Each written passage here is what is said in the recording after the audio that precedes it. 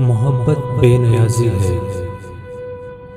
रियाज़ी के उसूलों में भला के आप माहिर हो। कहाँ पर क्या घटाना है, कहाँ क्या कुछ बढ़ाना है, कहाँ एदाद के ज़ुमरे में क्या तक़सीम करना है, कहाँ तफरीक करना है, कहाँ पर ज़रब लगानी है, तुम्हें ये खूब आता है।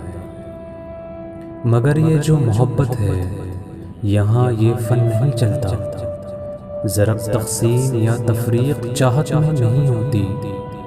ये दो के कायदे पे बस सदा आबाद रहती है। और दो के कायदे में तीसरे को शिर्क कहते हैं। जो दो से एक निकल जाए तो पीछे कुछ नहीं बचता। यही है कायदा इसका, यही इसकी रियाज़ी है। मोहब्बत बेनियाज़ी है।